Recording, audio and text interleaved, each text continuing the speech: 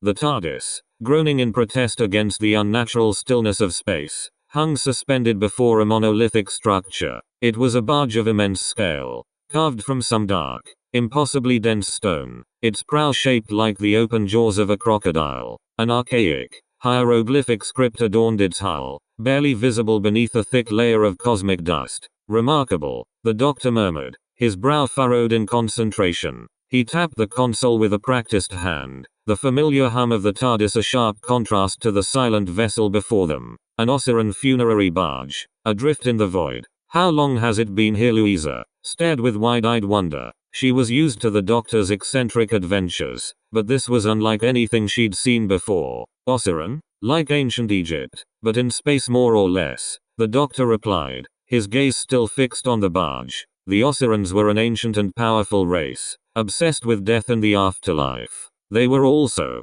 passionate, shall we say. Particularly one of them. He consulted a screen on the console. Sebek, god of crocodiles, the rager, pointed of teeth.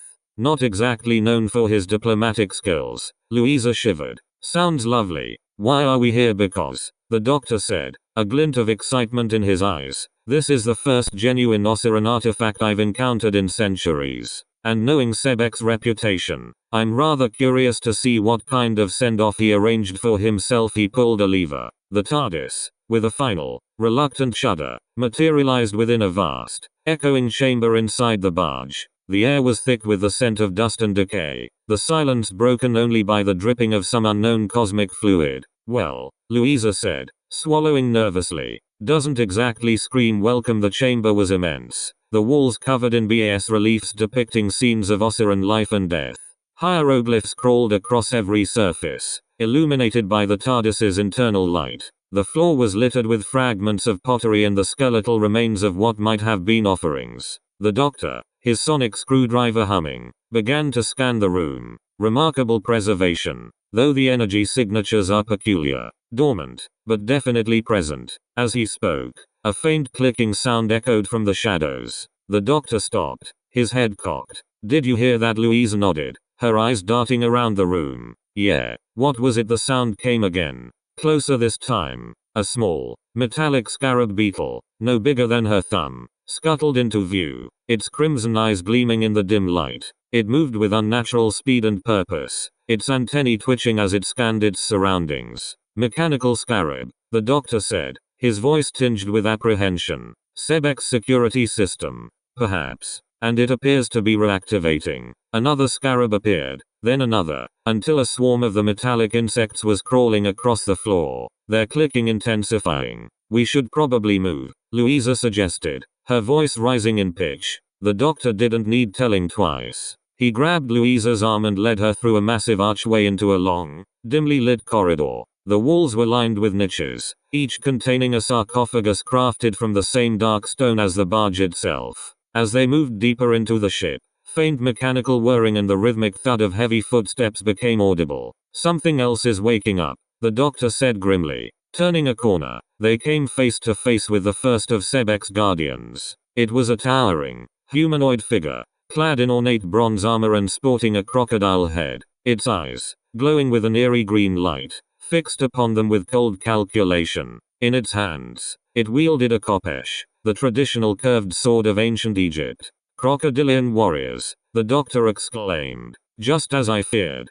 They've been in stasis for millennia, and now, thanks to us, they're back online. The doctor and Louisa fled, the crocodilian warrior lumbering after them. They navigated the labyrinthine corridors, the sound of their pursuers' heavy footsteps echoing behind them. Finally, they stumbled into a vast chamber filled with glittering treasures. Gold statues gleamed in the dim light, jeweled artifacts sparkled on pedestals, and chests overflowing with precious stones lined the walls. Amazing, Louisa breathed, momentarily forgetting their predicament. It's like an ancient Egyptian bank vault, more like a tomb, the doctor corrected. Don't forget where we are. As they surveyed the chamber, a gruff voice shattered the silence. Well, look what we have here. More competition. A group of figures emerged from the shadows, their faces obscured by bandanas and their hands gripping laser pistols. They were tomb raiders, scavengers who plundered ancient ruins for profit. Who are you? The doctor demanded. Names don't matter, the leader of the raiders snarled. He was a burly man with a scarred face and a menacing glare. What matters is that we were here first. And we don't like sharing. We're not here for your treasure, the doctor said, trying to reason with them. We're trying to understand this place. Liar, the leader spat. Everyone's here for the treasure. Now, hand over what you've got and get out of here. Before the doctor could reply, the crocodilian warrior burst into the chamber, its khopesh raised. The raiders screamed and scattered, firing wildly at the creature. The laser blasts had little effect, simply bouncing off its thick armor. In the chaos that ensued, Louisa found herself separated from the doctor. She ducked behind a large statue, her heart pounding in her chest. As she peeked out, she saw one of the raiders, a younger woman with determined eyes, working frantically at a section of the wall. "What are you doing?" Louisa whispered, approaching her cautiously. The woman glanced up, startled. "I'm trying to open this passage. We heard rumors of a hidden chamber, something more valuable than all the gold in here." "What is it?" Louisa asked. "It's said to contain the source of Sebek's power," the woman replied,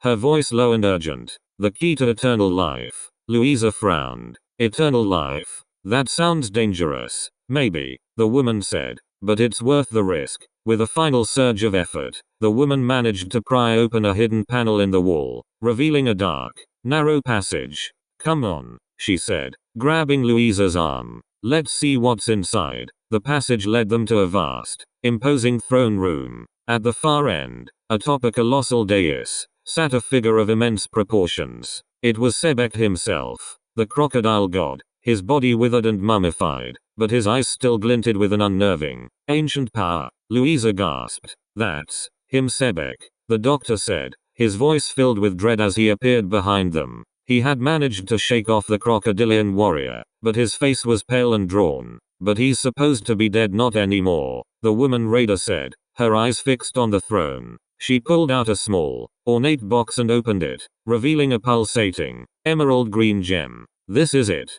the heart of Sebek, the source of his power." As she held the gem aloft, a wave of energy washed over the room. The air crackled with electricity, and the hieroglyphs on the walls began to glow with an eerie light. Sebek's withered body began to twitch. His skeletal fingers clenched into fists, and his jaw slowly opened, revealing rows of sharp, menacing teeth. "What have you done?" the doctor shouted, rushing towards the woman. But it was too late. The gem pulsed with light, and a torrent of energy surged into Sebek's body. The mummified flesh began to knit together, reforming into muscles and sinew. Scales grew across his skin, and his eyes blazed with a fierce, predatory intensity. In the blink of an eye, Sebek was reborn. He stood up, towering over them, his massive frame casting a long, ominous shadow. He roared, a sound that shook the very foundations of the barge. "I am Sebek," he bellowed, his voice a guttural growl. "And I am back." Sebek lunged, his massive claws ripping through the air. The doctor pushed Louisa and the woman raider out of the way just in time, narrowly avoiding the attack.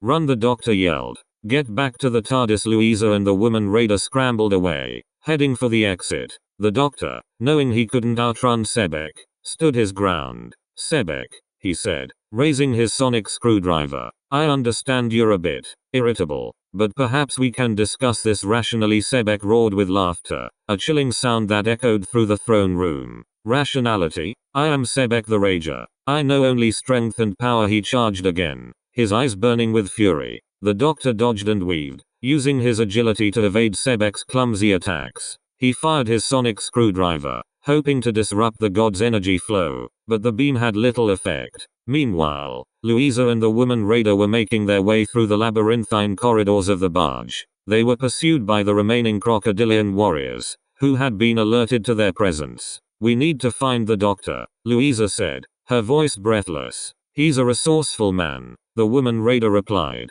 "He can handle himself. We need to get off this ship." As they rounded a corner, they stumbled upon a group of the other tomb raiders, cowering in fear. "He's unstoppable," one of them cried. "Sebek is going to kill us all. We have to fight back," Louisa said, her voice firm. "We can't just give up." She grabbed a laser pistol from one of the raiders and turned to face the approaching crocodilian warriors. "We may not be able to kill him," she said, "but we can certainly slow him down." Back in the throne room, the doctor was locked in a desperate battle with Sebek. He was using every trick he knew, but the god was too strong, too powerful. You cannot defeat me, Time Lord, Sebek roared, grabbing the doctor by the throat. I am a god, the doctor gasped for air, his vision blurring. He knew he was running out of time. Suddenly, an idea struck him. He remembered the heart of Sebek, the emerald green gem that had resurrected the god. It was still lying on the floor, discarded by the woman raider. With a surge of adrenaline, the doctor kicked out, knocking Sebek off balance. He lunged for the gem, grabbing it just as Sebek recovered. What are you doing? Sebek roared, reaching for the doctor. The doctor held the gem aloft, focusing all his energy on it. He channeled the power of the TARDIS, his mind racing as he tried to understand the gem's energy matrix. This gem is the source of your life, he said, his voice strained. But it's also your weakness. With a final surge of effort, he reversed the flow of energy, draining the gem of its power.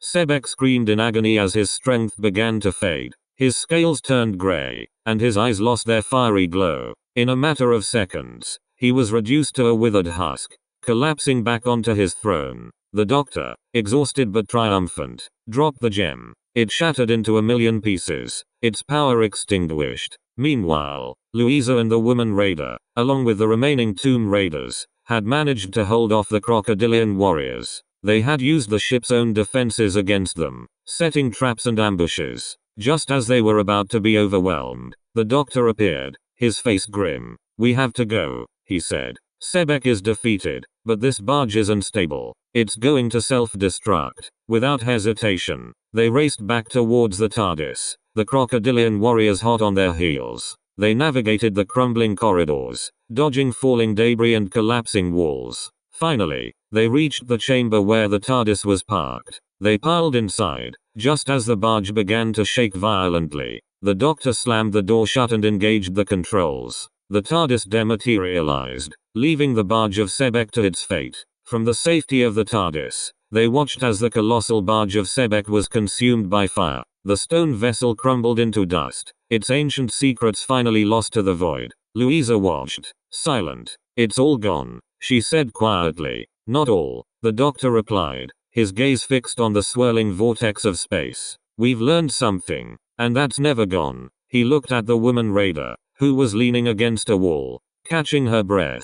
What will you do now? He asked. The woman smiled, a wry expression on her face. Probably find another tomb to raid. The doctor shook his head in amusement. You never learn, do you? He turned to Louisa. Where to next? Louisa grinned. Somewhere with less crocodiles, please. The doctor laughed, and with a familiar groan, the TARDIS vanished into the depths of space, leaving behind the dust of a fallen god and the echoes of an impossible adventure. The legend of Sebek, the Rager, remained, a silent warning in the vast, star-studded tapestry of time and space. And somewhere out there, in the ruins of forgotten civilizations, a new generation of tomb raiders would hear whispers of the golden vaults, and the reborn crocodile god, and dream of treasure and eternal life. But they would never know the true price of disturbing the slumber of the ancients.